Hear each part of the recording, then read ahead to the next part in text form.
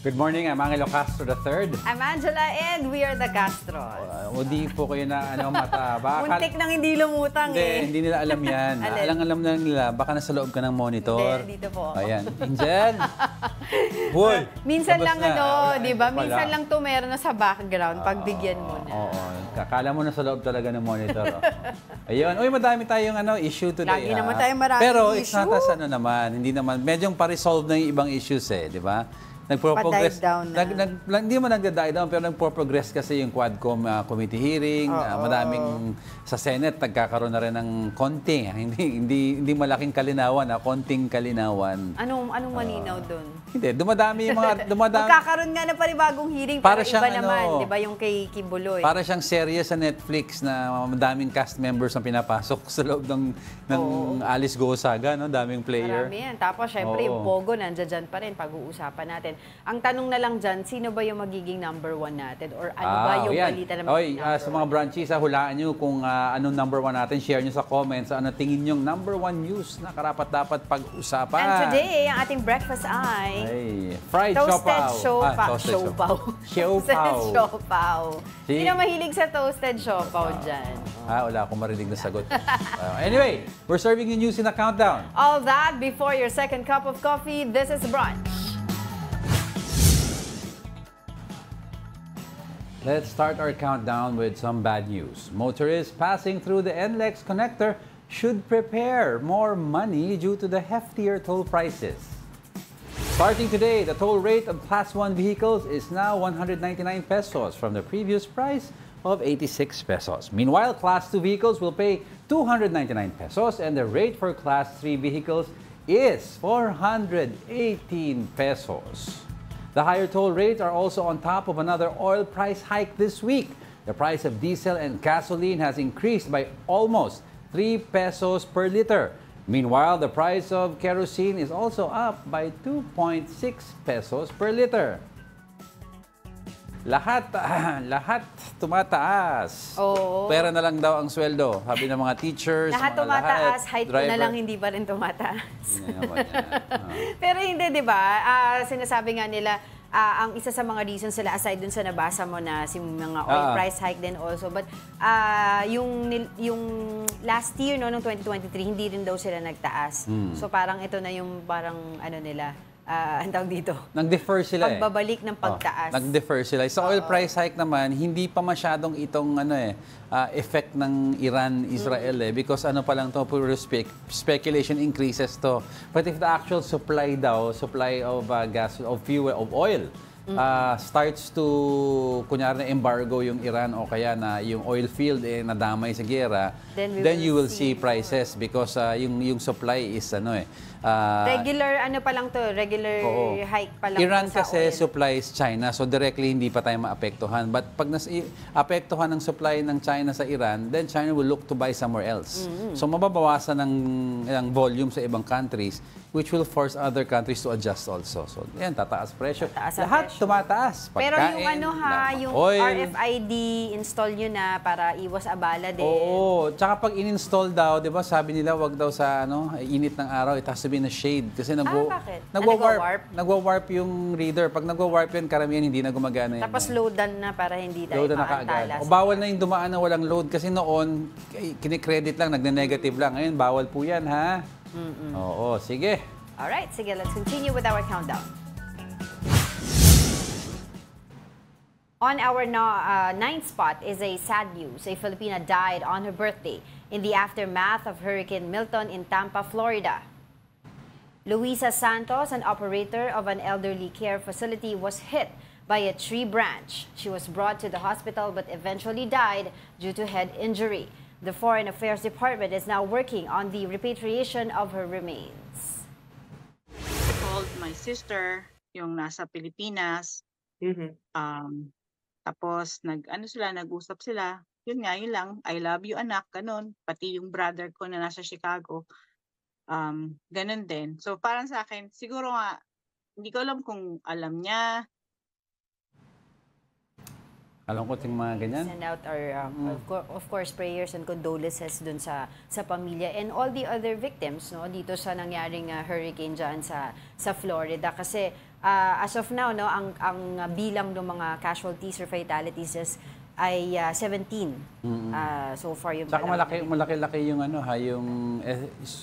running estimate pa lang yan ng damage to infrastructure. Oo. Insurable damage ang tawag nila yan kasi mostly the structures sa Florida area are insured. So pero madadamay din yung collection sa insurance niyan. Yes. Right. Okay. Let's continue with our countdown. Coming in at our 8th spot is about Wilbert Lee. Two lawmakers filed an ethics complaint against a senatorial aspirant and Agri party list representative. Marikina 2nd District Representative Stella Kimbo and Barangay Health Workers Party List Representative Natasha Ko accused Lee of threatening them during the 2025 budget hearing. According to Kimbo, Lee threatened her of making a scene if he is not allowed to speak during the hearing of the Health Department's budget. Lee said it was never his intention to bully his colleagues. Still, the two were determined to have Lee penalized for his alleged behavior. I don't want it to be a precedent sa mga susunod po na kung sino po ang uupo as budget sponsor ay pwede pong ganunin ng kung sino man pong miyembro ng House of Representatives. Kaya po ito itinuloy ko rin po ang pag-file sa Committee on Ethics. Ito nga recently, Naalala mo ba yun? Yung phone mic grabbing incident doon sa... Oo. And I remember also this last 3 to 4 months is the most heated time sa Congress, lower house na nakita ko, di ba? We also have yung away yung nangyari sa yung kay Stella Kimbo and Congressman Stella Kimbo and yung si Akop ba yun? Yung nagsigaw. Yung basta sa budget hearing. Budget hearing din yun. Nagsigawan sila. Kasama si Congressman Marcoleta. Marcoleta, sorry. Tapos yun nga. Sa Senate.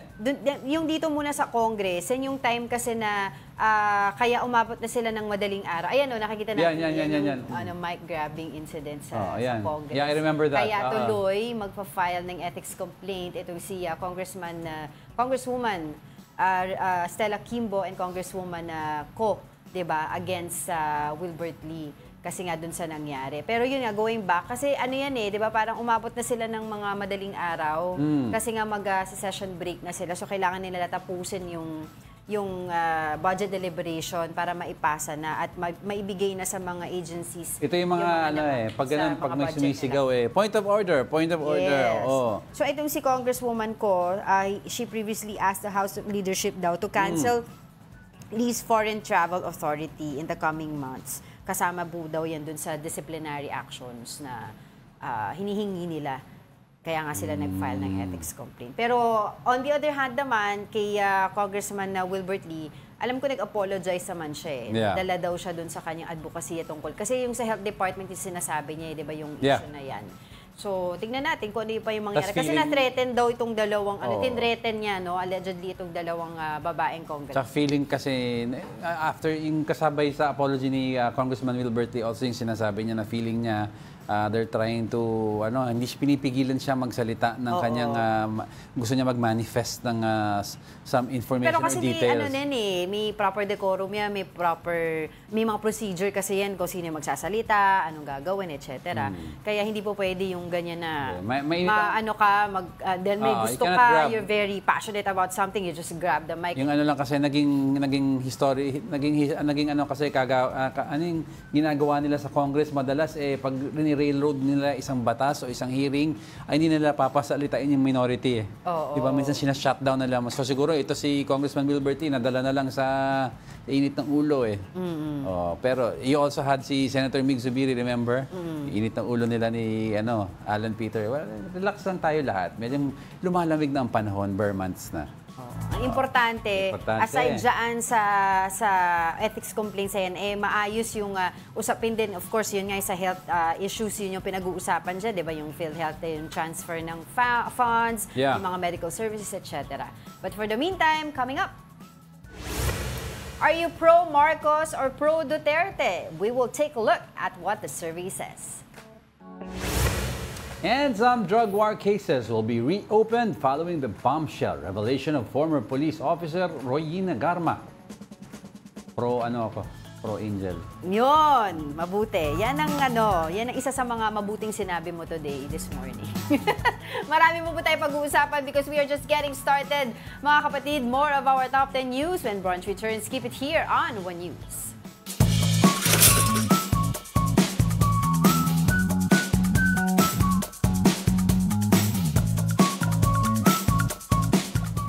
You're still watching Brunch here on One News. Ngayon po ay Tuesday, di ba? October 15. Ito, bati portion tayo. Si Ralph Domingo, tinatanong niya kung ano daw to. Kala niya coffee roll. Hindi, ano to eh? Toasted siopaw. Sarap yan. Lalo na pag mainit. Nakakatakam daw. Si Oscar No naman, yes, toasted siopaw, bolo-bolo ba daw or asado? Pork siya. Pork lang siya. Pero hindi siya bola-bola. Tapos si Ramon Lofranco naman, OMG daw. Ano nangyari sa Kongreso? Lapit na daw kasi eleksyon. Ano pa nga yan eh, parang... Magaang lang yan. Chill, ano tawag doon? Chill pa lang nga yan eh, compared doon sa ibang bansa. Di ba yung iba nagbabatuhan ng chair, nagtutusukan ng lapis. Ito nagsaksakan ng ballpen eh. Saan nga yun? I think that was in Argentina. Grabe yun, Argentina. Pero wag na tayo gumaya doon, di ba? Nagpaluan ng shoes. Di ba? Meron sila nun. Yeah, before. I remember. Pero ito, batiin lang natin, happy birthday sa tita ni Susan na si Adela Reyes from Kalumpang, Marikina. At saka syempre, hello din kay Aiza. Everyday daw sila nanonood ng brunch. Isang ito Pokemon sila Go Reyes daw. family.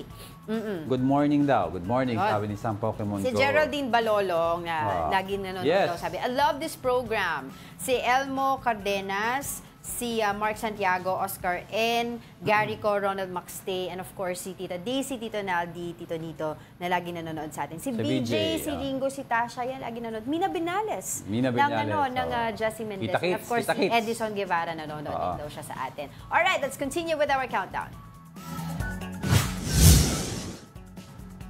Going straight now to our 7th spot, a Senate panel has formally asked the court to allow Apollo Kibuloy to attend in a hearing. The Committee on Women, Children, Family Relations, and Gender Equality sent letters to courts in Pasig and Quezon City. The hearing set on October 23 is part of the investigation covering the alleged wrongdoings of Kibuloy. The panel, headed by Senator Risa Ontiveros, already held hearings before but stopped while waiting for Kibuloy to be arrested. So, yan. Hopefully nga, ang sabi ni Senator Risa Ontiveros ay mapayagan ng korte, no? Both Pasig at saka Quezon City. Kasi dalawa yung kaso na dalawang korte may hawak sa kaso ni ni Pastor Apollo Kibuloy para maka-attend siya sa hearing and finally masagot nga yung mga katanungan na matagal nang gustong itanong, 'di ba, ng Senate panel na dito nga nagsimula yan eh. 'Di ba, na ayaw niyang umattend ng panel itong si Pastor Apollo Kibuloy ng Senate investigation. Maano ka pa hanggang sa nagtago na siya. Abang ka pa, alam mo naman, di naman sasagot yan si Apollo Kibuloy eh. Diba? Sasabihin niya, there's a pending case. Tapos anong gagawin ng Senate? Sa site siya in contempt, you will be detained. Anong di-detained mo? Detained ka. So, I was gonna say that, diba? Aren't we just wasting money by doing this? Inviting or asking him to go to the Senate is one thing.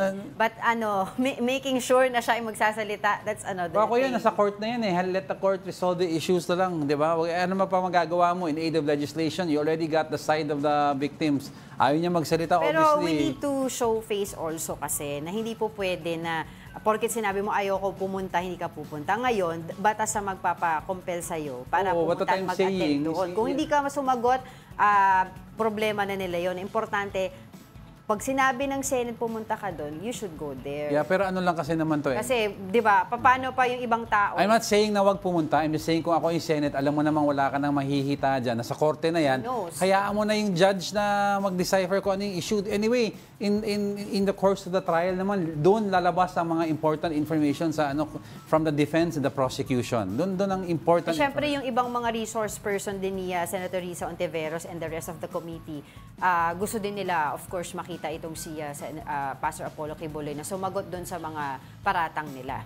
Diba? Yung mga allegations nila. And this is different. This is separate from the case na ongoing din ngayon sa US. Basta wag diba? lang How will this affect yung mga kaso na yan ay hindi Sa Senate, wala man apekto ang Senate. Walang apekto. Epekto, yun ang ibig ko sabihin. This is different. That's why I said this is different. Basta our lawmakers should remember, this is in aid of legislation. This is not a trial. Yes. So, yung parang pinakahuli na lang yung mangyayari sa Pogo, which is marami na daw sila mga based sa mga interviews no kay Senator Risa Antaveros and Senator Win Gatchalian, may mga batas na sila dyan na ika-craft no after the Senate hearing on Pogo, so illegal Pogos here in our country. And next would be ito nga yung sa alleged human trafficking cases ni Pastor Apollo Kibuloy. Kasi sinasabi nga, di ba, yung si Dueñas ba yun, if I'm not mistaken, yung kasamahan ni Pastor Apollo Kibuloy na nasa States, meron silang scheme na ginagawa na manggagaling dito yung mga tauhan,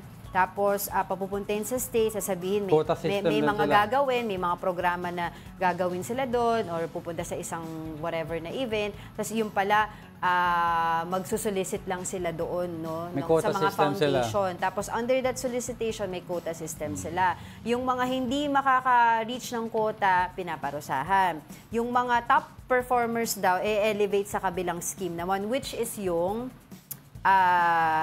arranged marriage. Yun yung mga ginagawa. Diba? Well said, Mr. Senator. Kailangan From there, makikita mo yun ano bang mga pwedeng batas, ano mga loopholes, diba? Ang problema nga, marami tayong batas, pero hindi rin na-i-implement. In aid of legislation. Alright, Hindi ko maagaw yung mic sa'yo kanina, nagsasalita ka na naman. Ito, hindi mo pwedeng agawin yan. Alright, sige, ito na, yung sinasabi ko sa'yo tungkol sa Pogo naman. Diego. Okay, let's go. Placing 6 in our countdown is about Pogo Hubs. The Presidential Anti-Organized Crime Commission, or PAOC, confirmed that some Pogo Hubs are engaged in live streaming of sexual activities. PAOC Executive Director Gilbert Cruz said that some Pogo Hubs are offering sexual role-playing services. This also explains the sex toys they recovered from their Pogo Hub raids. Cruz said they have a witness who allegedly saw the live streaming of sexual activities in the Pogo Hub in Porac, Pampanga. However, he admitted that they have some reservations about the unidentified witness. Guluhan pa rin ang ako doon. Sabi ko, hanggang walang formal statement yan, wag muna natin ilabas yung mga sinasabi niya.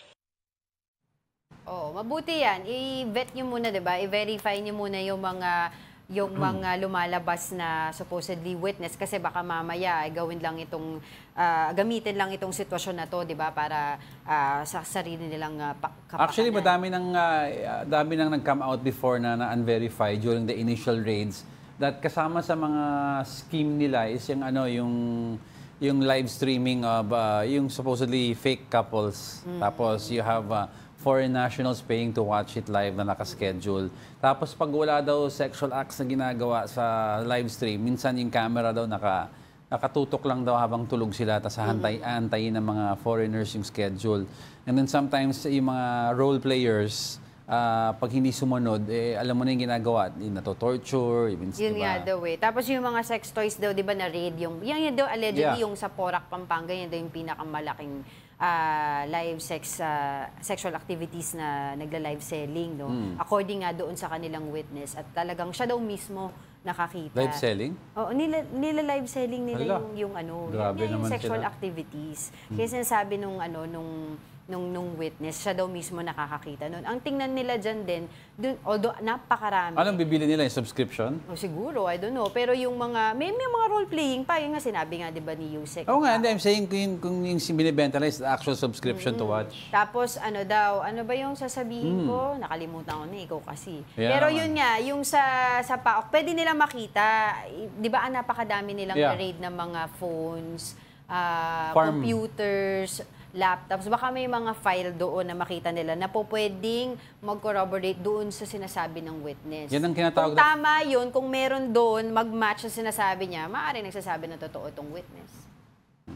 Diba? Yeah. Bakit? Sige, go. Naubos na lahat ang sasabihin mo. Naubos na. Once again, hindi ko naagaw ang mic. Okay. Okay. Alright, sige, let's continue with our countdown.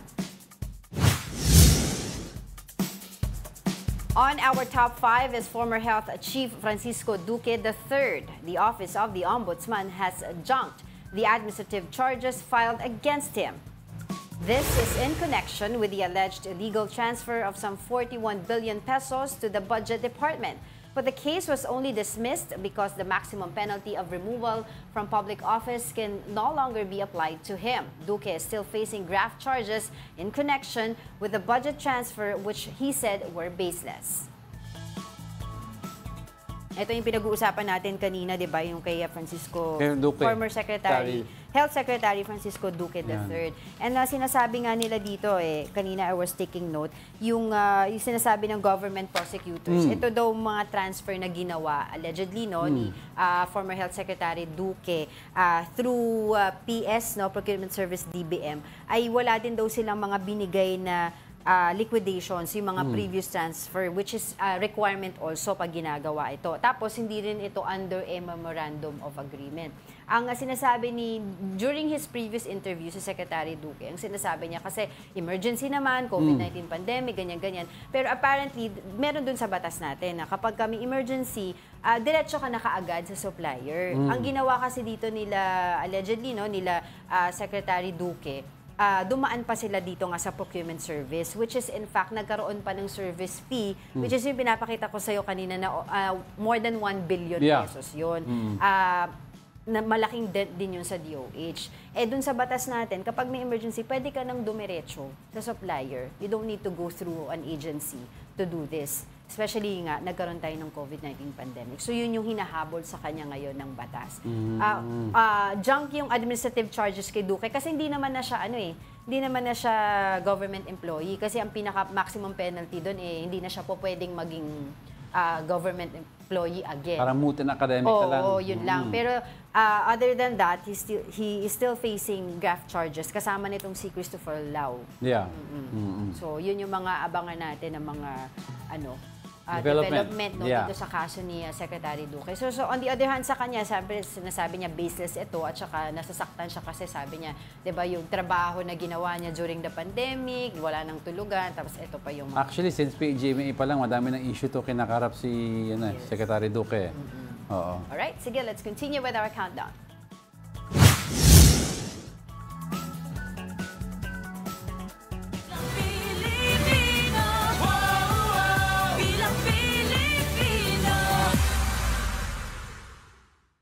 On our fourth spot, 7 out of 10 Filipinos will not support pro-China candidates in the 2025 elections. This is based on the latest survey of Pulse Asia. Out of their 1,200 respondents, 73% of them were against pro-China candidates. Only 5% were supportive of pro-China candidates, while 23% cannot their stance about this. Pulse Asia also reported that only 1% of Filipinos believe that China can be trusted in terms of the country's national development. Cannot say. Oo, parang ano pa sila. 23%, medyo malaki-laki rin yun, na medyo actually, in limbo pa sila kung okay ba sa kanila or not. Actually, even at the height of the popularity of President Rodrigo Duterte, when he was still president, and he conducted a survey, least trusted, one of the least trusted partners in Asia ang China, and the most trusted is the US. Yes, so kasama US yan, kasama pa rin. Yung sinasabi mo na yan, kasama rin yan sa survey. As I'm saying, so parang majority of the Filipinos will not go for a candidate that has proven that his way is towards China. Pero alam mo, like sila Senator Bato, in the most recent months, kahit nung FIBA, remember basketball? May mga anti-China shirts sila. So they're taking the stance of the more popular, yung sa majority na yung ibang nakikita, 'di ba, sabi niya, nakikita nila yung through it beyond the t-shirt, 'di ba? Hanggang t-shirt na lang ba tayo o gagawa tayo ng action? Well, wala man tayong leverage. So, ano magagawa talaga natin until such time na the US, our big brother, and other countries that have offered their help, like Australia, you have Germany, and Japan, really sit at the table with us when we negotiate with China. Kasi wala tayong leverage. You know naman the rule of thumb in negotiation is you have to have leverage. Totoo, if there's no leverage on one side, then it is a futile attempt to negotiate. So 1,200 pa rin na respondents yung ginawa nila dyan. And you will see also na, di ba, before nung kakaroon din ng mga parang similar surveys na ganito, and during the Duterte administration, medyo mataas pa rin yung mataas yung bilang ng mga ayaw, pero medyo mataas din yung bilang ng gusto nila yung ginagawa ni President Rodrigo Duterte at that time. So nakikita natin yung shift nung pag-shift ng power, ganun din yung pagsunod ng mga kababayan natin. Actually, surveys like this usually are commissioned by candidates para makita kung anong platform ang pwede nilang gamitin sa election, sa campaign also, para malaman kung, di ba, ano yung popular sa mga Actually, tao. may nakita na nga kung senatorial aspirant or isa sa mga re-electionist, no? Si Senator Tolentino, na talaga ito yung kanyang platform. Kasi sa kanya rin yung 'di ba, yung yung batas na 'yon na ngayon na inaantay na lang yung maritime law. Maritime diba, law. Inaantay na lang na pirmahan We all know ni na Pangulong Bongbong Marcos. Senator Tolentino has taken up this advocacy recently, di ba? With regards to the West Philippine Sea. And seeing all the videos, yung mga balita natin tungkol sa mga ongoing tensions dyan sa West Philippine Sea, yung mga pagbato ng water cannon, yung mga ramming incident, talagang makikita mo yung, sa mga Pilipino na hindi na nakakagulat, kaya 7 out of 10 Filipinos hindi nila sosuportahan yung mga kandidato na nagsasabi na pro-China sila or yun nga, hindi pinagtatanggol. Actually, yun yung pinaka-problema dito, hindi na ipagtatanggol ng mabuti yung ating teritoryo. Kasi I think ang sabi ng ibang analysts, I think the US is trying to play it safe muna until the elections happen. Kasi we have to determine yet, will a Democratic president reassume power, or do we see a shift in power and a shift to Republican, which has a different foreign policy altogether. That's why it's really important yung ginawa ni Pangulong Bongbong Marcos during the ASEAN meet in summit in Laos recently, 'di ba? It's about time na even if nandoon nga yung Prime Minister ng leader ng China, talagang sinabi niya na okay, maganda yung natin ng economy per se, 'di ba? Pero hindi natin mapagkakaila na nagkakaroon tayo ng security issues. 'Di ba? Nagkakaroon tayo ng tension pagdating dyan sa pinag-aagawan sa West Philippine Sea. Correct. Okay, alright, so from one survey, let's go to another survey. A survey shows an increase in pro-Marcos Filipinos and decline among those who are pro-Duterte. Here's the report. A recent Octa Research survey shows that 38% say they identify with the Marcoses. That's a slight increase of 2 points from the previous survey in June. Filipinos who support the Dutertes slid to 15% from 16%. Opposition supporters are at 7%, independents at 26%, and the undecided at 14%. Octa Research President Ranjit Rai says Marcos's numbers were influenced by the administration's pro-poor programs. He also believes that the decrease in inflation rate and increase of jobs were factors for Filipinos to support the president. As for the numbers of Dutertes, Rice sees a trend emerging over recent months. What we can see from quarter to quarter is an upward trend. For the Duterte brand, it's on a downward trend, but the changes have been slight from second to the third quarter, just 1%. For political analyst Dennis Coronacion, issues being thrown at Vice President Sara Duterte affected their brand. Last week of August until the first week of September, she's already being invited to defend her budget at saka yung to defend what happened with her confidential fund at saka yung intelligence fund. Probably at around that time. You also have to remember yung popularity ni PRRD during his administration maintained its strength because partly due to his policies that were friendly towards the Marcos side. At that time, yung burial of the father of PBBM, the late President Ferdinand Marcos Sr. sa libingan ng mga bayani. Among other things, di ba, yung pag-downplay ng Duterte family sa EDSA. So, yung numbers na solidified because aside from having the southern block, the southern corridor sa votes, he also achieved the northern corridor. Pero nung nag-away sila, in essence, madaming nag-fall out sa Duterte in terms of sa northern area and sa NCR. Bumaba si Duterte. Nagme-maintain siya siyempre, as expected sa South. Sa bailiwick niya yun di ba? So, Although nakakita nga sila ng konting pagbaba doon sa area na yun. Pero yun nga, yung sa sinasabi mo, pero although nominal lang naman daw yung change within the margin of error, sinasabi nga ng There's still a change. Pero makikita mo yung trend, upward ni, di ba? Yeah. Pataas na. So Yeah. makikita mo talaga na medyo lumilihis. Sinasabi nga nung bakit daw nagkakaroon ng ganitong survey? Dinidivide lang daw yung mga Pilipino natin, unity na Sino ba naman. nag-divide? hindi man yung survey ang nag-divide sa Pilipino, ang nag-divide sila. Oh. They run under the premise of the unity team, and then afterwards, nung tapos na, nahalal na. Wala nang unity team, bye-bye, kanya-kanya na tayo. Ay, nako. Sige, mamaya balikan natin kung may oras pa itong usapan na to. Pero meron tayong we have a today. guest today. Former Comelec Commissioner Rowena Guanzon is gunning for a seat in the House as Pamilya, Pasyente, at Persons with Disabilities or P3PWD party list. Let's get to know the party's plans in the Congress if they win a seat. We have P3PWD first nominee Rowena Guanzon via Zoom joining us today. Good morning po. Thanks for joining us today. Good morning po. Good morning po. Thanks for inviting me. We are very hopeful we will win a seat because we already won 391,000 votes last time. It's just that there's a Supreme Court case that where the Speaker deemed it best not to include me to assume office. So these are our programs. We want generally rights, welfare, benefits for persons with disability and senior citizens because they're probably going to be PWDs.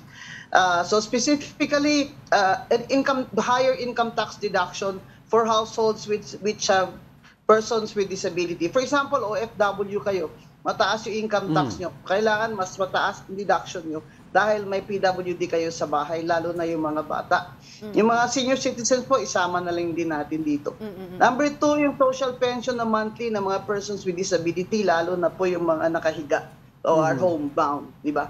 Number 3, idoble na sa 1 billion ang SPED budget dahil yung mga bata po na may special needs, learning disabilities, napakarami na. At ngayon, ang budget is only at 500,000. Number 4, yung PhilHealth po na yan, kailangan po mag-expand talaga sila ng services nila at saka coverage. Kasi laki naman pala ng 89 billion na yan. Ba't nyo pa isusoli yan sa National Treasury para gawin yung mga bridge dyan at mga kung ano-ano infrastructure? Ibigay nyo yan sa amin kasi maraming PWD, kailangan dialysis, cancer patients, may limit. Yung mga batang cerebral palsy, bakit hindi nyo mabigyan ng mga specialized na wheelchair? Hirap kaya ng 40,000 each yun. That should be covered also. It's not their fault na cerebral palsy. Nagbabayad naman kami ng premium, hindi po ba? So the other things are yung sa local government code. I have a book on the local government book as a textbook in the UP College of Law. I want to file a bill to amend the local government code and also, or as a special law, provide that 5% of the total IRA or total budget of local government units, government agencies, and government-owned and controlled corporations should be allocated and dedicated and spent for persons with disability.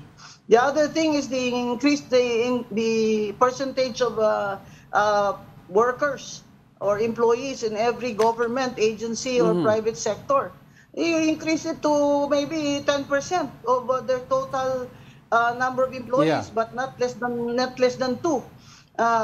You don't have to be standing up when you're doing the books. You don't have to stand up when you're what do you call this, answering phone calls. So on a minimum of 2, those that businesses that will hire will comply with this 10% of their workers should get a tax incentive also as a sort of tax exemption. Opo. Yes. Yes. Go ahead, ma'am. So you want to ask questions? Yes. Apo. Ma- Can I finish? Go ahead, Angel. Go ahead po. Yeah, we were asking lang po nung nakita po natin yung mga plans nyo po when it comes to health and other education para po sa mga PWD natin. Pagdating naman po sa employment, kasi we've seen a lot of, news and reports, studies about it na meron pa rin po mga diskriminasyon pagdating po sa trabaho, Malaki po. no? What are you going to do po? Right now, there are 1.6 to 2 million Filipinos that are unemployed. Now, how many of those are actually PWDs who have college degrees, who are trained or skilled? Now, the problem with fighting for a slot in employment, if there's a high unemployment rate in the country, is that they always hire the PWDs last. They hire the men first because they don't get pregnant. They don't like the women because they get pregnant and they have, they get sick, Maternity but leave. last of all is their PWD who have to compete in the labor market. Yeah. That's why we want a law that will say at least 10% of your workers, government and private sectors, should be persons with disability who are equally qualified. And we want to be able to appeal the decision of every government agency that denies our applicants. We want to be able to appeal it to the Civil Service Commission. And the other thing is, it's not just that. It's the economy, in an economy where almost 2 million are unemployed and where, the budget goes to these unnecessary confidential funds. The PWDs always lose out in the end. You see, that's the trouble. Kaya walang focus sa pagbibigay ng karapatan, ng equality. Kasi akala nila yung mga PWD hindi naman nagbabayad ng tax yan. Kami naman nagbabayad kami ng tax. Hindi ba? Kasangga nila kami, nagbabayad kami ng tax . Gusto namin yung tax namin mapunta rin sa mga karapatan nila at services nila. You mentioned equality, ma'am, no? There was a survey, recent surveys that show ang pinakahinaing po ng mga ibang PWD daw is as simple as hanggang ngayon, kahit may mga laws or local codes, hindi pa rin daw sinusunod ng mga establishments ang access to these establishments na basic ramps na kakasya ang wheelchair, proper incline. Ang gusto namin talaga, make it criminal. Make it criminal. Like, make the president of the company account for it. We will file criminal cases if the law provides. We will file. We have volunteer lawyers just to make sure that they comply, even government agencies. It should be criminal not to comply with these laws on accessibility. In other countries like Japan, meron silang tiles sa mga kalye nila, daanan nila sa subway, where the blind can see, by the texture of the tiles kung saan papunta yung sa subway ba yan, papunta ba ito ng market, sa bus stop, ganyan. Dito simpleng bagay hindi magawa. At hindi pa matutulungan dahil yung MRT, wala namang umaandar na mga escalator or elevator. I mean, the government is just making it, 10 times harder for persons with disability and old people to live a decent life here in the Philippines. So what's the problem? The problem is corruption. The problem is corruption. If you have zero corruption, then that money should go where it should go. It should go to the people who need it the most and to generate, promote development in the economy. How can you invite investors here and generate new jobs if you have a very high rate of corruption? Bakit ako negosyante abroad? Bakit ko naman dadalhin dito? Daling ko na lang sa Vietnam, daling ko na lang sa Indonesia, where there's a lesser, they have corruption also, but lower. Walang tatalo dito sa Pilipinas, pakakawatan ng mga government officials na yan. Pakakawatan ngayon, hindi na kayo nahiya. Saka yung mga contractor na nagpa-party list, ito, ulitin ko to sa House when I sit in a privileged speech. Kayong mga contractor you are vying for party list seats, hindi na kayo nahiya, na gumagana kayo, ginansya kayo sa mga projects, gusto nyo pa, kayo mismo ang congressman? Abay, masama Sino po ba yan? That's against the Constitution, and what you're doing is criminal. Oo. You have someone in mind po na sinasabihan nyo po? Hindi na kami magtotoo sa House at kailangan lambingin nila ako dahil babardugulan ko sila. Opo. Taking this opportunity na rin po to ask you regarding yung malaking issue po, no, pagka usapin po ng eleksyon, itong political dynasty. Marami po ngayon na tumatakbo sa pagiging party list, sa Senate. Your thoughts on that? Yeah, I already said that in the COMELEC interview, that I will file a bill to end political dynasties. Lalo na po sa party list. Sila na ang congressman, sila pa rin ang party list. Ano ba kayo dyan? Wala na kayong makuha ang trabaho? Hindi naman kayo ganyan kabobo Nag-aaral naman kayo. Kayo na congressman, i-double back-to-back nyo pa vote buying nyo. Para mas mura, buy one, take one. Ba't talaga yung mga tao Yan mga sakit ang loob ko kasi at my age, akala ko makikita ko na talaga demokrasya ito. Look at this. Now I have to live another 30 years para makita ko ang totoong demokrasya na ito. Pero at sinasabi ko yung dynasty bill na yan, matagal na yan dapat. Lahat naman kasi nakaupo dyan, may ganansya sa dynasty. Hindi personal to, dami ko friends dyan In fact, they're helping our people, PWDs Pero tama na. Pag nakapasa tayo ng ganyan, mag-support na kayo. At yung mga anak nyo nang walang trabaho, bigyan nyo yan ng negosyo. Ito, speaking of support po. Ito, ma'am, speaking of support at saka sinasabi ng marami, isa pang dynasty to, pag nanalo daw kayo, ano ang gagawin nyo pag may possible impeachment complaint laban kay VP Sara? Will you support it or not? Bakit mo yan i-impeach? Kailangan may betrayal of public trust. Depende sa complaint. Ano ako, tanga? Hindi na ako oto-oto. I am the top 10 in my class in UP. I was a law professor. I wrote 10 books. I have a Harvard degree. My father summa cum laude. I am not oto-oto. Hindi ako sasama sa alone. I will not go along just to get along. You show me a complaint, and you show me the evidence, and I will be the judge of that. On that note... Although, ayoko ng stance niya na pro-China sila. Kahit ako, anti-China to talaga. I want to stand on our sovereignty and the arbitral ruling, and that is one good thing, the only one good thing that President BBM has done that I can see. He is standing up for the arbitral ruling, and that the occupation of China of our West Philippine Sea must stop now. Oo, yan nga po yung lamang sa survey kanina pinag-uusapan natin namin ni Diego dito yung mga lamang po sa mga Pilipino natin, gusto nila ng mga kandidato na papabor po dun sa pagtatanggol ng ating soberanya. Pero marami pa po kaming gustong itanong sa inyo. Unfortunately, we don't have much time. Sana po sa susunod mas maimbeta pa po namin kayo na mas maaga para mas marami po tayo mapag-usapan. Maraming salamat po sa inyo. Bago pong barong ko Kaya maganda po. Bagay po sa inyo. Maganda po. Sa susunod po dito kayo sa studio. Laban ng mga anak, mamabing nyo, kaya pa ng tuhod at puso at isip. Laban lang. Thank you so much, P3 PWD First Nominee Rowena Guanzon. Thank you, ma'am. Thank you.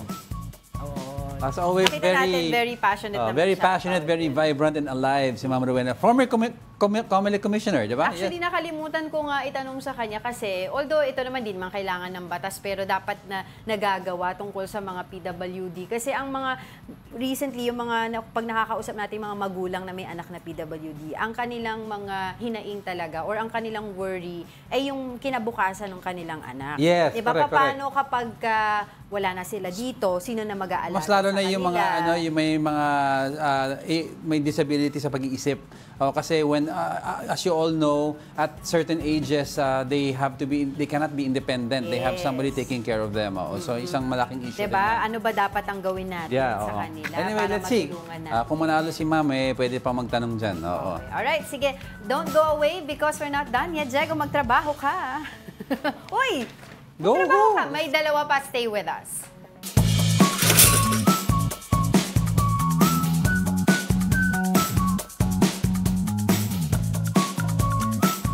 Welcome back. You're still watching Brunch here on One News.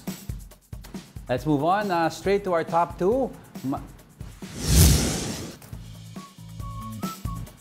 Malacanang reiterates that the Philippines is not rejoining the International Criminal Court. Executive Secretary Lucas Bersamin rejected proposals to submit a House Quad Committee report to the ICC. He was referring to former police officer Rina Garma's testimony in which she linked former President Duterte to the killings. Several allies of Duterte were quick to defend the former president from this allegation.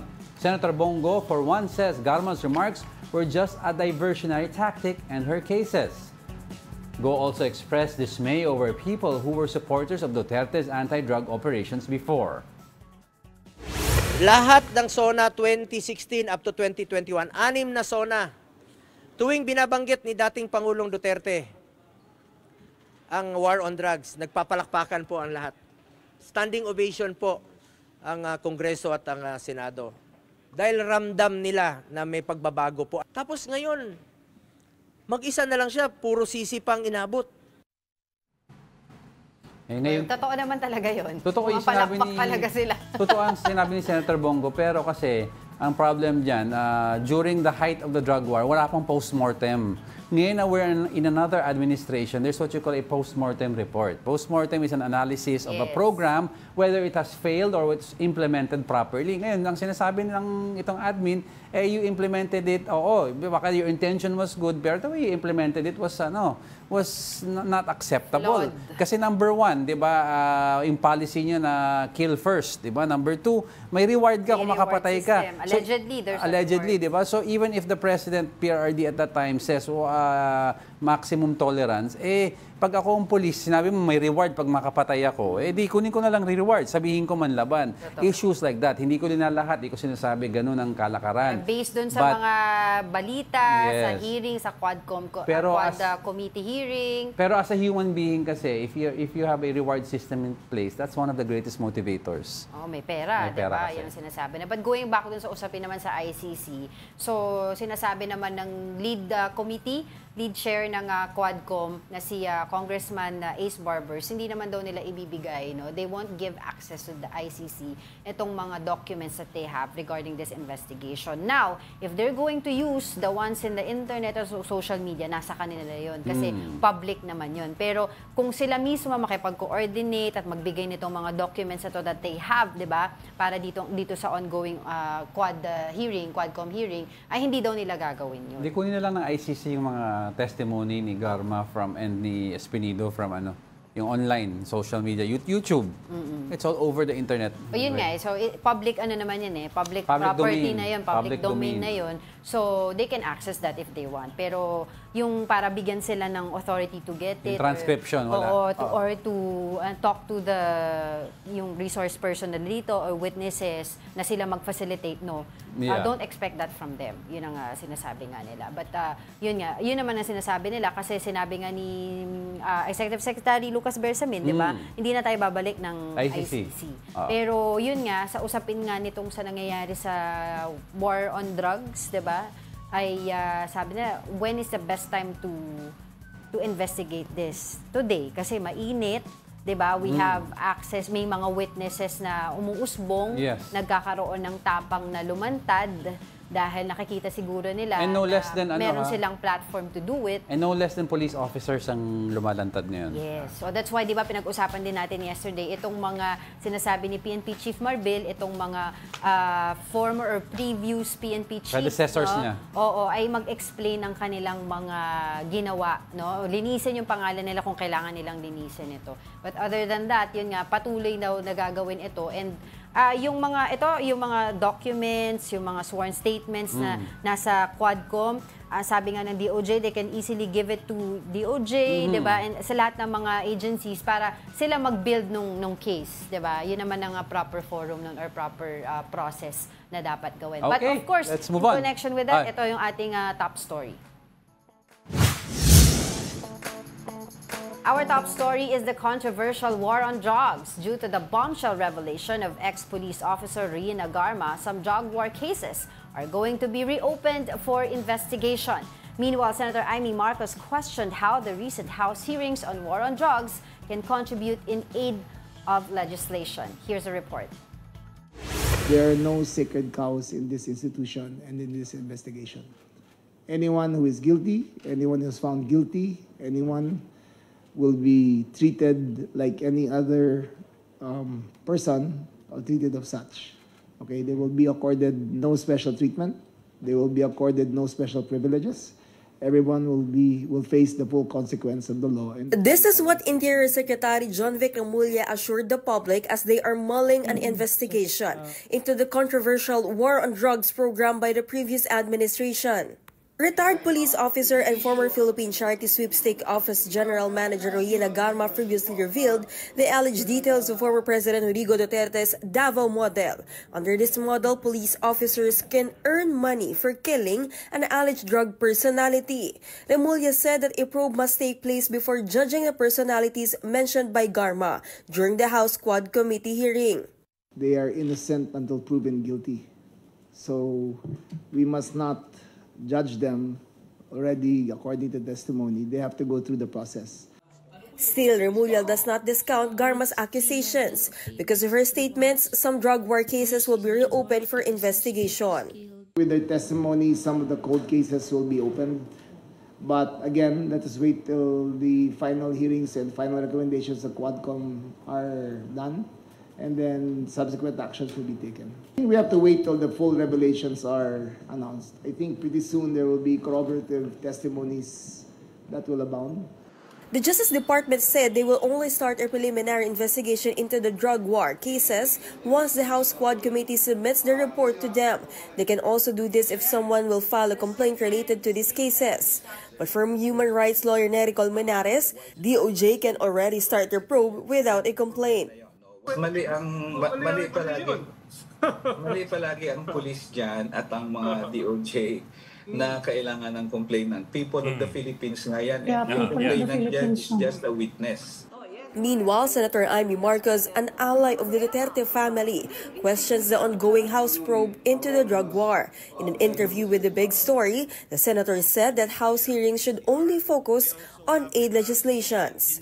There is very valuable testimony deriving from both houses of Congress, no doubt, but I think we should not overstep our bounds and rather turn over to the judiciary their role as the courts to judge and determine guilt. For News 5, Camille Samonte, we are One News. Yun nga sinasabi nga natin regardless yung motivation nitong nangyayaring hearing sa Congress, itong Quadcom, syempre, lalo na yung mga pamilya ng biktima nitong war on drugs ay makakamit ng justice. Diba? Regardless of the motivation nung hearing na yun ang importante doon. Actually, kaya naman nag-step in lang ang ICC because ang daming nag-request from the Philippines na akala nila hindi nila makakamit ang fair justice at the time because syempre PRRD was a sitting president. Well, the moment that PRRD naging presidente siya, diba 6 years ago, marami naman nang lumutang na mga accusations, allegations about EJ case. Ang problema lang kasi wala kang matibay na katibayan, wala kang mga witnesses, wala kang mga documents. Unlike now na naglalabasan na sila. Lahat, So ngayon, ang ano mo na lang dyan, doon sa maghahabol, diba? Yung authenticity ng documents na yun, yung credibility ng witness na yun, and para maging strong yung evidence mo, makakuha ka ng kaso at yun, diba? Eventually mapaglaban mo yung itong EJK na to dito sa atin. Of course, yun nga, dahil nga dito sa war on drugs na nangyayari. Okay. Alright, correct. And yun. Batiin ko lang tong si pahabol natin na gustong si Cecil Samaniego, nanonood daw siya sa atin. Si Sam Pokemon ba? Yes. Na si Tidy GR, si Alex Fuentes, si Armando Valimento Jr. Nanonood daw siya mula sa San Rafael, Bulacan. Uy, hello. Happy brunch time sa inyong lahat. Oo, dami mang pag-uusapan ha. Dami natin pinag-usapan at madami pang pag-uusapan. Nagkaroon tayo ng very colorful guest also. Yes. And we'll see you tomorrow. And that wraps up today's episode of Brunch. Join us again tomorrow. I'm Angela Lagunsad Castro. And I'm Angelo Castro III. We are One News. All sides, all the time.